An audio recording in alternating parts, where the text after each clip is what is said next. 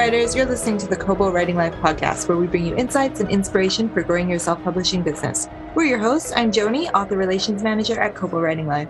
And I'm Rachel, promotion specialist at Kobo Writing Life. On today's episode, we're talking to Grant Shepard and Clayton Noblit from Written Word Media.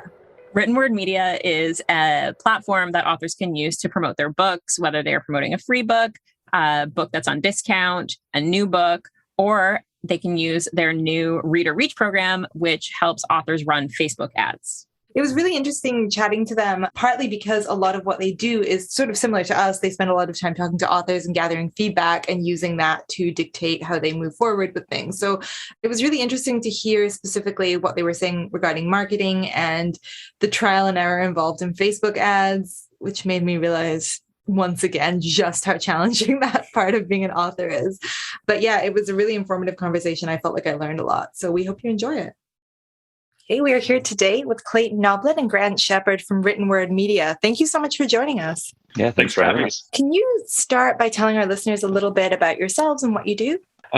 So my name's Clayton Noblit. I'm a senior digital marketing manager for Written Word Media. And so a lot of my job is telling authors about our services and getting the word out about what we do, and also trying to find new ways for authors to sell books online. Yeah, my name's Grant Shepard. I'm the ad fulfillment manager at Written Word Media. So I look after our newest service, which is called Reader Reach. So I specialize in getting Facebook ads up for authors and running those day to day and helping authors with the whole marketing process. And before we dive more into Written Word Media and Reader Reach, how did you both get started in digital publishing? Yeah, so I've been with Written Word Media for 3 years now, a little bit over 3 years. And I really just kind of stumbled into it. I was working for another small tech company in the same building as Written Word Media. That company was acquired for our technology. And so then I was looking for a job, and, word gets around in the building with a bunch of small companies.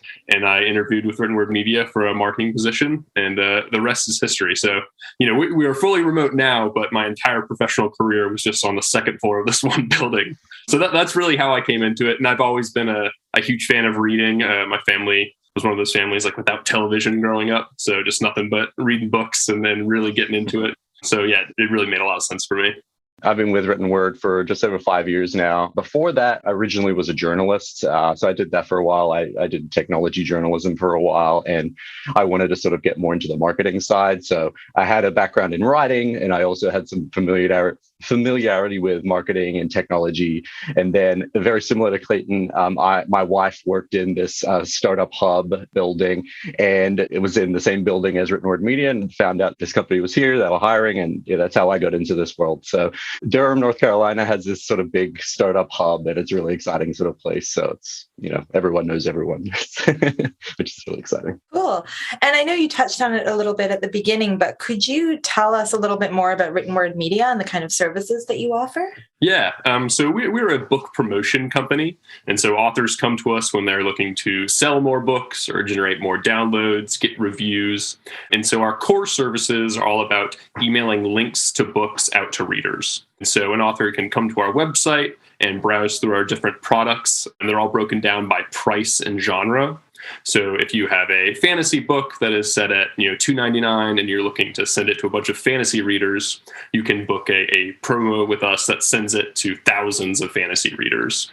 And so on the day of your promo, your book gets sent out to a bunch of readers that have said they like books in that price range and they like fantasy books. So it's a really effective targeted promo. And we have promos like that for a wide variety of genres and price points. And then our newest product, Reader Reach, is not based on email. It's actually based on Facebook ads. And so for that, if an author books a Reader Reach promo, we run ads for their book on Facebook. And to just kind of dive a little bit further into these services, you guys have Free Booksy, Bargain Booksy, Red Feather Romance, New in Books. Can you kind of tell us a little bit about each one and when authors should be using them? Yeah, absolutely. So our largest kind of promotion brand is Free Booksy, and this is for promoting ebooks while they're free. And so if an author has a first in series that they want to make free, that's probably the most common use case we see. Or if you're just trying to breathe some life into an older title that has kind of decreased in sales over time, you're looking to get some buzz, that's a great time to run a free Booksy promo. And so when you run a free Booksy promo, you'll get a lot of downloads, some reviews as well. And so that really signals to retailers like Kobo or Amazon that this book is popular, people are downloading it and reading it. And that can help it shoot up the charts. And also, if a reader, checks out the first book in your series for free, they might be more likely to read the next book in the series if they like it. So it's a great way to bring in new readers to your series if you have one. And then our next largest brand is Bargain Booksy, and that's for promoting books that are priced between 99 cents and $4.99 US. And so a Bargain Booksy promo is great if you have a book in that price range that you're looking to get some sales from. And so we see a lot of authors do what's called creating a promo stack, where they run a series of marketing activities over a short period of time. And so you might run a Bargain Booksy promo and some Facebook ads and send out an email to your newsletter to try to get one book, up those retailer charts, like I said earlier. And so Bargain Booksy is a great way if you're looking to generate sales, not just downloads, and actually make some revenue from running a promo. And Bargain Booksy and Free Booksy both have a really wide variety of genres available. So almost any genre, you can come to one of those sites and we'll have a promo that works well for you. We also have Red Feather Romance, which Grant actually used to run. And so he knows a lot about that. But Red Feather Romance is a romance-only site. And so your book can be any price, but it has to be romance. And we have a bunch of different romance categories you can choose from. And so if you're a romance author, you can reach a romance audience on Bargain Booksy, and you can reach a different one with Red Feather Romance. We also have Audio Thicket, which is for promoting audiobooks. We have a few different genres available there. That is one of our smaller and newer sites. So the results aren't as exciting, I guess, as a Free Booksy or Bargain Booksy, with thousands of downloads sometimes. But Audio Thicket is a great way to boost your audiobook. And audiobooks, typically, you get a little bit of a higher return on those as well. And then finally, we have New in Books, which is for promoting new releases. And a New in Books promo is a little more expensive. But basically, what it does is someone on our team builds your launch promo stack for you and books you a New in Books promo to that list. And they might put in a Bargain Booksy or a Free Booksy or something else to really get your new release on the map. And who are you working with? Is it typically small or independent publishers, or is it just everyone? So really it's anyone who comes to us. Most of our customers are small indie publishers or just individual authors. That's the majority of our customers, but we do also work with some larger publishers to get their books out there. And Grant, you mentioned the Reader Reach program. Can you tell us a little bit more about how that started? Yeah, sure. So it essentially started from feedback we got from authors. So we've been running for many years out email promo platforms, and our authors love them. They come back again and again, but they were always telling us that just marketing in general is the hardest part of their job. And so we wanted to find out what was sort of the next best thing that we could offer an author outside of just doing email newsletters. And we found out that Facebook ads was one of the biggest ones, where there's a sort of a whole spectrum of people, authors out there, that the ones that sort of don't want to do it, the ones that can't do it, or the ones that sort of just don't have the time to do it. So there's a whole sort of range there of the different needs for authors. So we just wanted to offer a full service platform for authors to basically just give us your book information. We'll take it from there and we'll do the rest for you. So we handle everything from the creative, the copy, the audiences, the budget, all that kind of stuff. So we do all of that. And we officially launched September last year, but basically from the beginning of last year, we were doing a lot of testing, sort of running through, finding out which genres were the best, which ones we could launch with. And then even to this day, we're still expanding. We currently have 13 genres available, but we're still working on adding as many as we can to sort of offer the service to as many authors as we can. So we're sort of just still testing, figuring out new audiences, and every week or so we're coming out with new stuff, which is really exciting. But to answer your question, the original question, it just came from feedback. They told us that it was a service they needed, and we always want to help out in every way we can. So Reader Reach is our new platform that's sort of branching out from just email promotion. So it's really exciting time. We have a new product, and it's exciting for the whole company because it's something new that we can test, and we can get all the data, and we can help authors in different ways. I can imagine that being really popular because I think Facebook ads are like, it's a lot of work, and I think a lot of authors struggle with getting it right. So I imagine you have a lot of demand for it. Yeah, it's one of those things where it's more than anything, it takes a while to get it right. And, you have to spend a lot of money, a lot of time figuring out which audience responded best to this book and which one responded, like what price points were responding best. And there's so much trial and error, and authors don't want to waste that time or money. So we'll do that for you. That's what I do. I figure out that hard part. And then we kind of basically what we try and do is what we call like a recipe for each genre. And once we know that recipe of like this audience, this price point, this amount of days, this budget, then it makes it easy to get that out to everyone. But it's definitely something that people, Facebook's hard, and it's sometimes even we're experts at it basically. And it's some days you come in and Facebook has changed something, or they've made new rules, or they've made new, like, things have changed and we have to adapt to it. But it's a fun world, and we'll do that hard work. So the author doesn't have to keep keeping up to date with all of their changes, which seem to happen, every month. Yeah, that's definitely a big advantage of Reader Reach for authors. Is we kept hearing, we survey authors every year to get their opinions on what's going on in the industry. And we kept hearing that marketing is the hardest part about being an author, and it's not even close. Everyone hates doing it. And it's difficult, and that makes sense. I am a marketer, and marketing can be hard for me. But not many people are writing a book just so they can market it, right? They like to write books. Yeah. And so, when you run an ad with Reader Reach, you can book your promo in about 3 to 5 minutes. It really doesn't take very long, and you're completely done. And so you don't have to learn how to use Ads Manager, figure out all your targeting, make your ads, and then manage them on an ongoing basis. With Reader Reach, it's really simple and really easy. And then also you're getting access to proprietary audiences that we have. So we have over 1 million readers across all of our brands.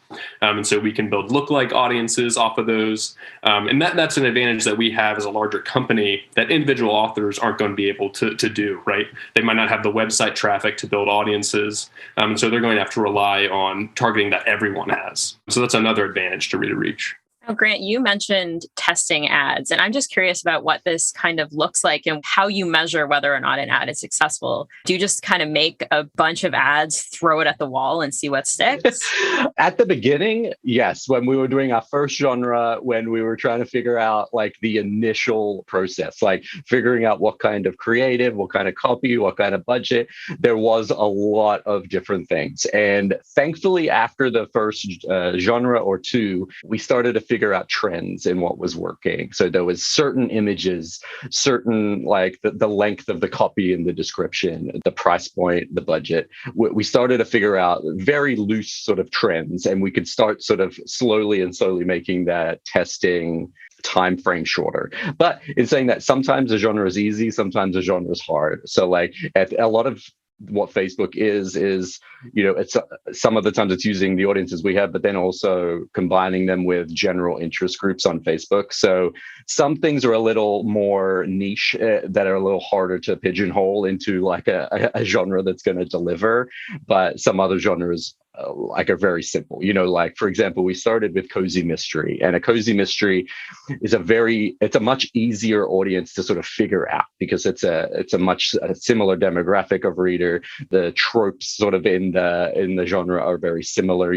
There's it's a bakery, or it's animals are in it, and there's things like that, right? But then when you get to some of the other genres, one we haven't actually launched is nonfiction, and nonfiction's a lot harder to test because everyone's nonfiction book is basically about something different, and it's really hard to get that reader sort of pinpointed when it comes to sort of a scalable product that we can offer. So in answering your question, it got easier, but some genres are harder than others. But we do have a good sort of testing cadence now where I know what sort of trend tends to work.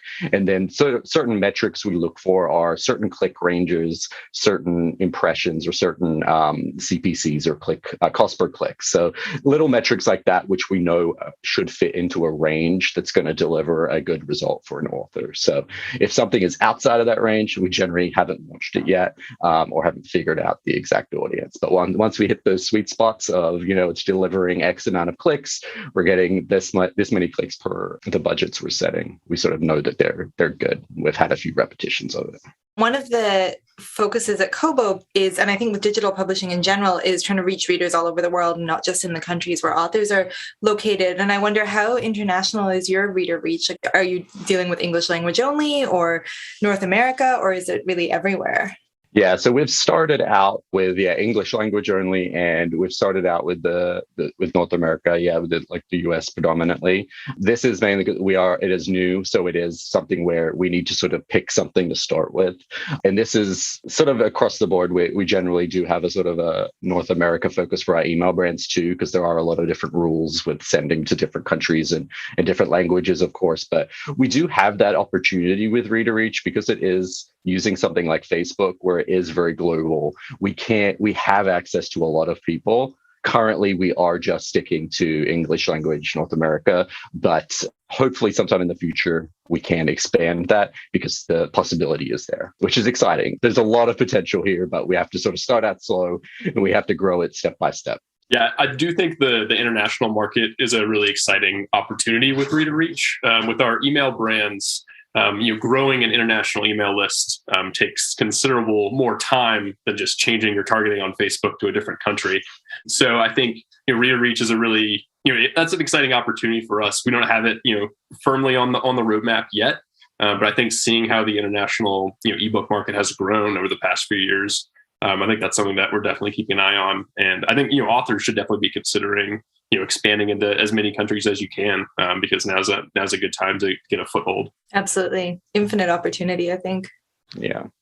I just want to stay on ads just for a little bit longer, because it sounds like you have kind of been like steeping yourself in Facebook ads for the last little while. And I was just wondering if you have any advice for authors who are creating their own ads or who are getting ready to kind of enter the ad space for the first time. Yeah, the best approach I could say is to test, and so don't jump in and just run one ad, and have one image, one sort of text, and run it once for a week and just sort of sit it and forget. That's generally doesn't work, because there are so many variables that you can play with on Facebook. And the thing about Facebook is it will spend your money regardless of what you do. So the best advice I have is to sort of start small and start with many different iterations of an ad, whether it's sort of maybe start with one audience and then try different creative ideas. So maybe have an image of, a zoomed in picture of your book cover, and then maybe a 3D book image, and various different sort of creative images, and maybe play around with the text. And then you can find out which image does the best. And then once you have something like that, you can then move on to finding the exact audience. And then you can sort of maybe set up different ad sets, so you can have different ones running at the same time, and then you can pinpoint which audience, and then you can start sort of mixing and matching with those things. But I would always suggest to sort of keep your eye on it. So if you've set an ad for a week, check in once a day. Go in the morning, jump into your Facebook ad manager and see how many clicks, how many impressions, what sort of cost per click you're seeing. And if it's not sort of what your ideal range is, you can pause it, you can change something, or start over again. So basically, don't throw all of your money away with just one campaign and say, hey, it didn't work for me. There is a lot of experimentation there. And Facebook has a lot of different dials you can turn to change the effectiveness of their ads. So a lot of people out there, you want to make sure you're reaching the right ones. So you weren't lying when you said testing takes a long time and can be a little tedious for you. No, there's a lot of variables. I enjoy it. Thankfully, it's my job. So I find it enjoyable, but I know probably 99% of authors don't.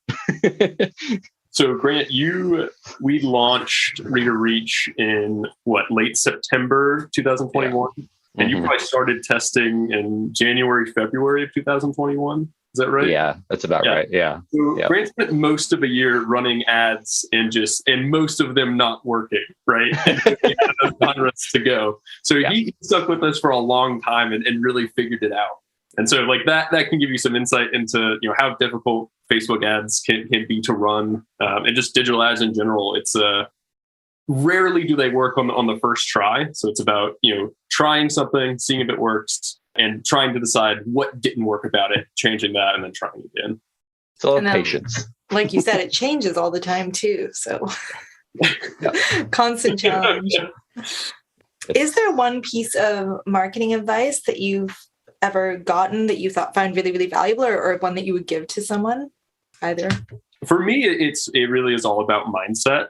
I think, there are like little tips, like technical tips, right? About, maybe if you can find a really well-known author that writes in a similar genre to you, and targeting people that are fans of them. So there's stuff like that has helped in individual campaigns. But like you said, stuff in digital advertising changes constantly, and Facebook removes a targeting option, or Google changes their algorithm. And so for me, the most valuable advice that I keep getting from older marketers is when something changes or when something doesn't work, don't take it personally. It's not you that messed up, right? Like, you're here to experiment and improve slowly over time. You're not here to get everything right on the first try. And so once I stopped, beating myself up for, just losing some money or running a campaign that was a complete dud, and changing the focus to learning and more of a growth mindset, that's the best advice I've ever gotten as a marketer. Mm. I don't know if I've had a specific instance, but I know just working amongst our company, I think something we've all learned is that I think it's a very fast-paced world, but sometimes being patient and stepping back and looking at data, looking at results, and just taking your time to look at things and figure it out before jumping head over heels into something can play off a lot in the end. So that's something I've sort of learned, and was probably some advice I would give. And despite the noise of the marketing world, in the whole digital marketing world, is just take a step back sometimes, and just look at what you've done, and then that's when you can make informed decisions. And when it comes to marketing a book and to selling books, there are so many different aspects that authors need to focus on. You need a good cover, solid blurb, good copy, ads, etc. Do you think for new authors, there's one area where they should focus first? I think for newer authors, so, it really depends on your goals as an author, right? Some authors just want to write a book and publish it, and they don't really care if, a ton of people read it. Other authors are really concerned about, making money from their writing, right? And having this be a career with, financial backing. And so first, I think you just need to think about what your goals are. And a lot of authors that promote with us are looking to generate revenue from their books. And kind of the thing that we've seen time after time is that if you only have one book published, it's really hard to make a significant amount of money from that one book. And so newer authors, I think you might, publish your book and you're like, okay, now I'm going to make a career of this right away, and I'm going to generate a lot of sales. And even if you do generate a lot of sales from that one book, when those readers finish the book, they don't have anything else to get from you. And so I think, as disheartening as this might be, I think, the key is continuing to publish and publishing more books. And that's how you build a career as an author. So for new authors that have recently published, dip your toe in the marketing. If you're interested in it, if you're excited about it, try it out, try to get some reviews, some feedback on your book. But don't think you're going to, make a career off of one book. I think, continuing to enjoy writing and publishing more books is how you make this into a career. I also think it's important, especially if it's like your first book, to sort of not rush some of the things that it's easy to rush, like the cover, like the blurb, and like things like editing as well. I think a lot of those are very important for your first book, because we know, especially with like FreeBooksy, that's a great way of driving reviews for a book. If people can get a free book, then the reviews will generally go up, and hopefully they're going to be positive for you. And the way to ensure that is to make sure little mistakes there's not like too many grammatical errors, that you have a nice looking cover that is reflective of the book, and that the descriptions also reflected it. So sort of don't rush, like once you finish writing, don't rush the other parts. Is probably something I would recommend as well, especially for those early one, like first or second books. I think making sure your readers fall in love with you, like your work, and like love the worlds you create, And it's, if you sort of have a few little mistakes, that might prevent other readers picking it up. If you say, that someone gives you a bad review, that can hurt a lot in the early stages. Grant, I think that's a great point. I was speaking with an author the other day, and they were talking about the first book that they published, and they got a bad review where someone said, this book was great, but I thought it was going to be this, and it wasn't.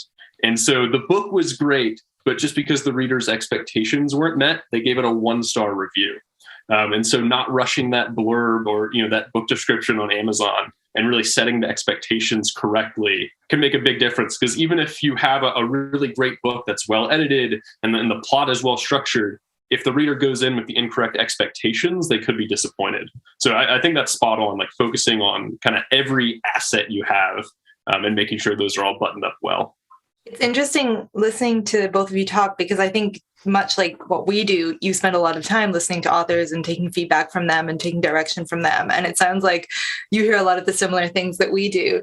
And I know that you did a survey recently or at the end of last year on indie authors and what, like, the state of what's going on right now. And I'm curious to hear, like, what were your major findings from that? And was there anything that surprised you? Yeah, I think so. We found out a lot of different things, but I think the thing that took me most by surprise was that 80% of authors that we surveyed said they were writing in more than one genre, which, I just found that somewhat surprising. I know a lot of authors that, especially earlier in their careers, are just writing in one genre, but a lot of authors are writing in 2 or 3 different genres.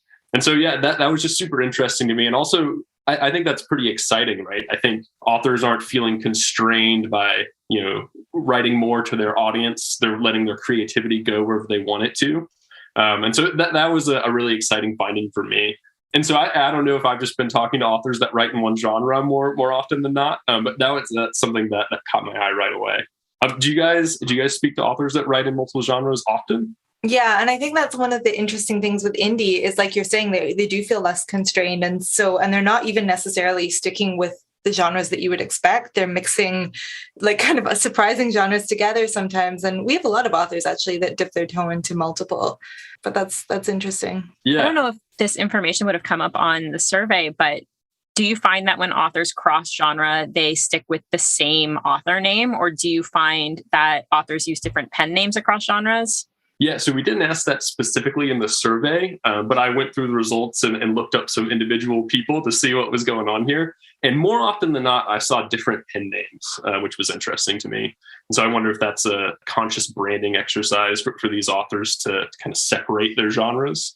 But yeah, so I more often than not saw different pen names. But I am curious, like, I read a bunch of different genres. And I think if I read an author in one genre and saw that they wrote a book in a different genre that I also read, I would be more likely to read that book.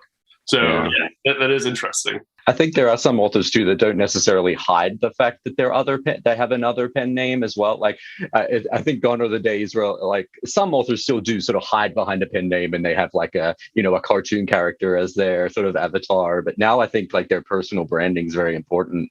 And I've seen a lot of authors they'll have the same author photo but a different name, or it might just be maybe they use their first initial and then their surname, or the first name when they're writing another genre. Or there's generally, I've seen a lot of similarities between the pen names, but it's enough to sort of connect the dots, or you can see their face and be like, I remember you, which is kind of cool. I've also seen some author websites with multiple pen names kind of across the header, right? Yeah. So you're on the website, but you can click on all the different pen names as well. Yeah. Another finding that I thought was cool to see was that 62% of author surveyed were using professional editors. And so this is a number that we always keep an eye on. I think, like we were saying earlier, editing is really important because those early reviews really matter on a bunch of different retailers.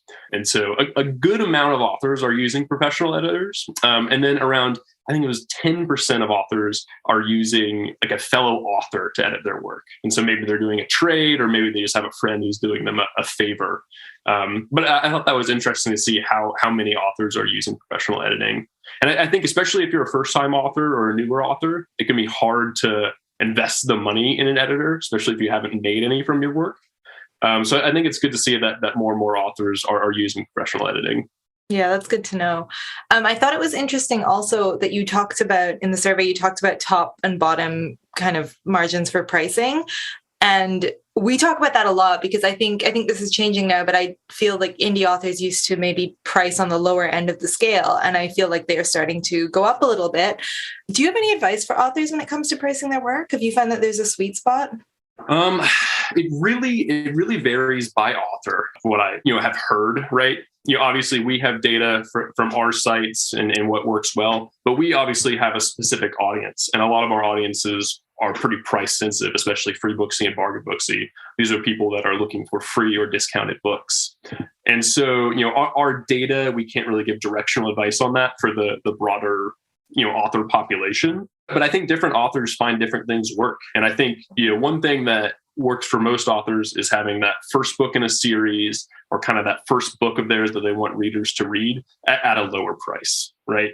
So readers don't feel like they're making a big commitment to an unknown author. And so if they read that first book, for $1 free, $2, and they like it, then they're much more willing to pay more for the following books in the series. And so we often see, in our survey, I think over 50% of authors said their lowest price book was free or 99 cents. And then many authors, I think over 50%, had a book priced over $5.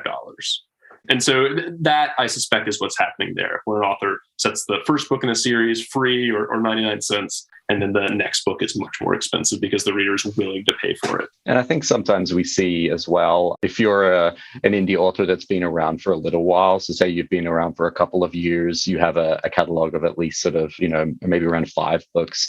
We've found that even with some of our price sensitive readers, they're more willing to spend a little more if they recognize that name. Like if they've read another book before, or, their new release just came out. We'll see some authors, even on like Bargain Booksy, where they'll have a new release and they might put it in the email for $3.99 or $4.99, and they do well as well. But I'm not sure a sort of a brand new author with their first book would see the same results as, say, a 99 cent, because I feel like that barrier to entry, for an unknown first time, having it to be free or 99 cents or maybe even $2.99, I would say, is probably a good cutoff point of people will more generally take a risk on a newer author. But then I think some of those higher price points are reserved more for some of the more seasoned indie authors who, have either a built up audience or their name recognition is there. Maybe they've been, in a Bargain Booksy email, like every few months over the last year. And that reader sort of is like, oh, I've seen that name multiple times. Yeah, I'll spend a little more to try them out. Yeah, and I think one thing I hear from authors is, they want to test a higher price to kind of signal the quality of their book. And that's a common thing in marketing, e-commerce, right? If a product is vastly underpriced, it might be perceived to be less quality. And while that isn't always the case, I think that can be true sometimes. So I hear authors saying, I'm going to price this book, at $7, $8, $10 to signal to the reader, this is a really good book. A lot of work went into this. You should pay this much because this is really worth this much. And I think that's a totally valid strategy. What I would say is that if you're going to signal quality with your price, you need to make sure that your cover and your ebook description also signal quality. So a really high priced book with an unprofessional or poor looking cover is going to have a really hard time selling. But if you have a high priced book with a really sleek cover and really nice description and good reviews, that book is going to have a much better chance at succeeding. I think it can depend on the genre as well. If the genre is very competitive for price and there are a lot of other options out there for cheaper, it might be a harder sell. But, like for something, for example, for like a steamy romance where, like most of them are 99 cents or, maybe $2.99. But for something like maybe if you're writing in literary fiction or nonfiction or something like that, where it's not as price competitive from the other authors, then maybe you'll have a better shot at it as well. So I think sometimes it depends on the competition as well. Yeah. I know a lot of authors on Kobo also use like free first in series or free promos and find them very, very successful. And it sounds like it's similar for your audience. But I'm curious, do you have any opinion on whether it's worth keeping a book perma-free or whether it's more valuable to set it free for a limited time so that it is kind of special for a short time? Like I said earlier, I think a lot of these things are specific to the author and the marketing techniques they're using. I will say, I think the limited time, as a marketer, like time pressure and limited time things really work, right? If something is free for a limited time, and if you do it now, you get a better value. That is a really compelling selling point online, not just for books, for everything. And so I think if you can communicate to the reader that, hey, this is cheap or free for just a limited period of time, that can be really, really powerful and can really drive sales. So I would encourage authors to experiment and see if they can get better results with either one. But definitely try the limited time, because I think that can have some good results. Yeah, I think one side to that too is if your series, how large your series is. I think from some of the authors we work with, if they have a very large series, say like 20 books in their series, that having a perma-free, I think is a really good strategy, because they're always getting new people in, and then there's sort of, there's 19 other books to read. But if you have a smaller series, maybe 1 to 3 books in the series, I think definitely maybe a time limited one is probably the way to go to experiment with. But if you have a very large catalog, I think having some perma free books is a very good strategy to sort of build your brand as an author so they can read your other books. Yeah. Just speaking on like pricing sweet spots, is there one when it comes to ads? Are ads effective with selling full price books, or are ads more effective when it's a significant price drop? That's a great question. For reader reach in particular, we don't have a specific price. Like, we won't restrict authors from promoting a book, say if it is over $4.99, or like we can promote anything. We do know that there is it's sort of similar to Bargain Booksy's upper limit of $4.99. We find that that's kind of the higher point limit that we see the best results from. Like, obviously free and 99 cents are the best at getting large quantities of readers. That might not necessarily translate to the most revenue return for you as an author, though. So the main trade-off we see is maybe the cost per click is going to go up for a higher priced book.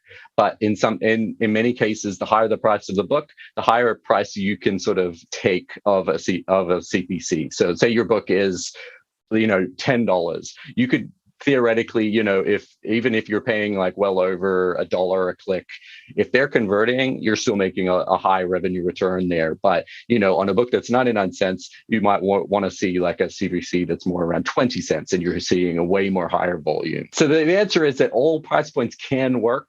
It just sort of depends on the return you want to see, if you prefer higher revenue or higher readers. And it's sort of that balancing act where you kind of have to make that trade-off in your goals as an author, where do you just want to make the highest dollar value, or do you want to get the most amount of readers now and then maybe capitalize on them later, further down the line? But to go back, we do see the best results probably from $4.99 and under, in terms of having a good mixture of the price per click. Yeah, so that's probably my best suggestion there. So you mentioned that you've recently started working with audio as well, and audio is relatively recent for Kobo as well, at least compared to ebooks, but it's a huge area of growth, and I think it's only getting bigger. Have you seen that trend in your work as well? Yeah, absolutely. I think the audio buzz really took off a few years ago, and we're hearing more and more about it from authors. And I think kind of what signals that this trend is really continuing and here to stay, I think,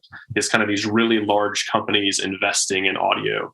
We see companies like Spotify acquiring Findaway, Amazon continuing to change how they're working with Audible, Kobo getting into audiobooks, right? And so these big players are committing to audio.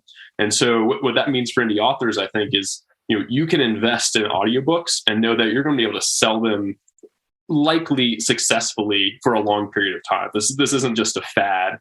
This is something that listeners and the big companies both want to happen. So yeah, I think that's absolutely a trend that is maybe not even a trend. That's just a fact of life, right? The audiobook market is very large, and it's here to stay.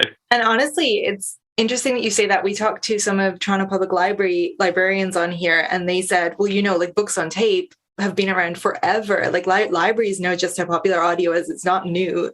And you're right. I absolutely think it's here to stay. Yeah, I remember checking out audiobooks from the kid. I used to listen to a bunch of like Star Wars fan fiction, and they had all like the sound effects in there, and I just ate it up. So yeah, you're totally right. It's been here for a long time, and I was obsessed with it. Yeah, I remember Honestly, listening to Goosebump books on tape when I was a kid. audio is great for kids because like kids want to listen to a story so much longer than an adult wants to read to them, I think. Yeah. A lot of the time. very true. Those long car rides, it's a necessity. As we're talking about trends, and we're recording this in the third week of January. So I think this is a great time to ask your predictions for trends we're going to see throughout 2022 in indie publishing. All right. So yeah, we actually just wrote a blog post on this where we asked some other industry professionals their thoughts as well. So I can't be blamed fully for anything that I'm about to say. But one thing that we heard from authors last year that direct sales are growing and more authors are making income from direct sales on their websites. And then in our trends post, we also saw that industry professionals think direct sales are growing. And so, yeah, I think in 2022, more and more authors are going to get a larger portion of their income from direct sales. And I think this is interesting because authors, traditionally, it's hard to get an audience to your website, right? So if you're a newer author, this likely is not a great strategy for you. But if you are established and have a mailing list of fans that love your work, selling directly from your website is likely a good option for you because these people want to read your work, not just because of the platform that it's on, but because they really like you and how you write specifically. And when you sell directly from your website, you don't have to pay a distributor any cut of the profits. And so it's a higher margin for the author.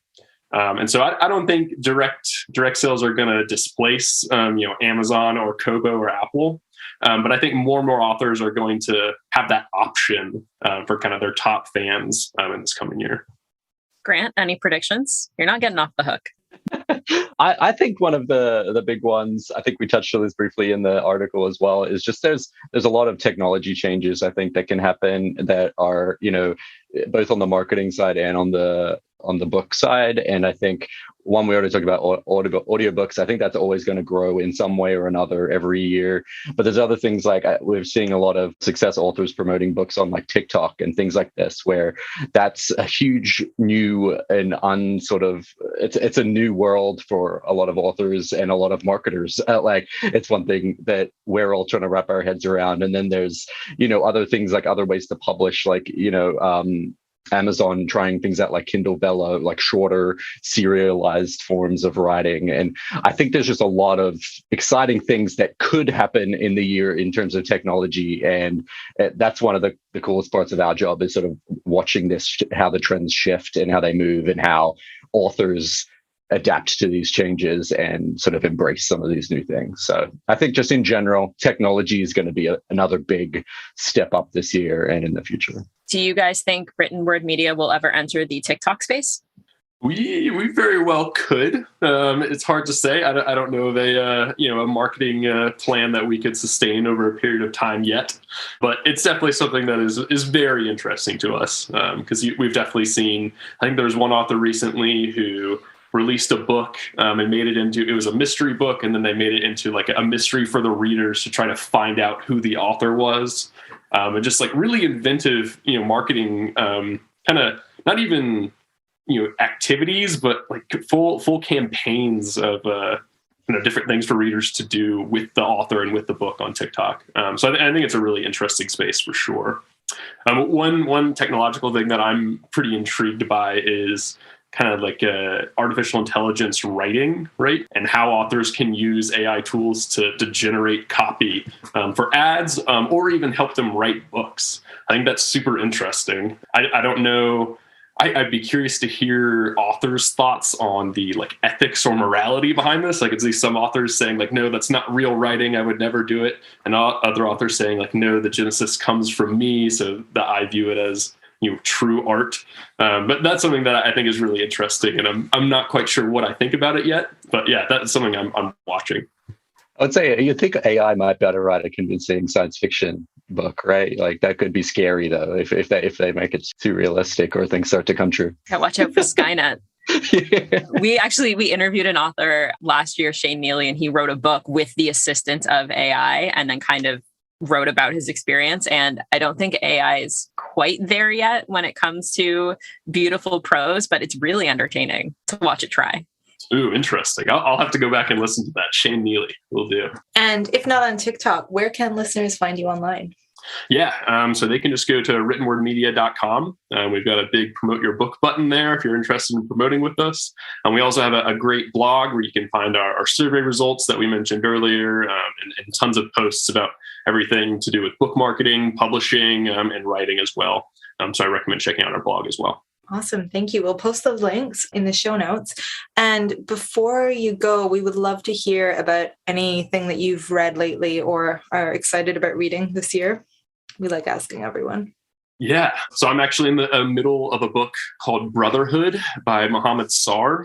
And it's just a really, really intense book. It's kind of a political dystopian sort of vibe, but it's actually just really, really intense. And so it's the sort of book where you read 2 chapters and you're like, I need a breath. So I've been really enjoying that. So that's what I'm working on right now. And for me, I think my favorite author is Stephen King. So I find myself always going back and reading something random, either old or new. I just finished, I think I got through all of it. One of his more recent short story collections, I think it was called If They Bleed. So it was a normal, Stephen King array of weirdness. That was what that's what I've read recently. Have you read all of his books? Not all of them, no. But I've read. There's a lot. And there's, especially if you go into his, speaking of earlier pen names, if you go into all of his pen name stuff, that's where you get the really weird ones. So the less popular ones. How about you guys? What are you guys reading? I just finished a sci-fi book called The Galaxy and the Ground Within by Becky Chambers. And if you like character-driven sci-fi, I cannot recommend Becky Chambers' Wayfarer series enough. This was book 4. It's the final book, and it is phenomenal. The first book's called The Long Way to a Small Angry Planet. Highly recommend. I just finished Station 11 on Rachel's recommendation because she wanted to bum me out in the 3rd calendar year of a pandemic. But it was good. It was just a heavy read. But it was My wife just read that as well. Yeah, she was telling me about it. Are you watching the show? No, I think we both started to watch it, and she was like, "The book was way better." I think she went right from reading it to watching it, and she was like, "This is too much." Yeah, as you said, in the middle of a pandemic, it's like, "This is too much. I'll have to revisit this." So I'll probably do the same. I'll probably wait and watch it maybe later when things are better. I do have one more book-related question for both of you, because you probably, like I do, spend a lot of time looking at book covers when it comes to marketing. Do you have any favorite covers or any that you think really stand out? It's a tough question, I know.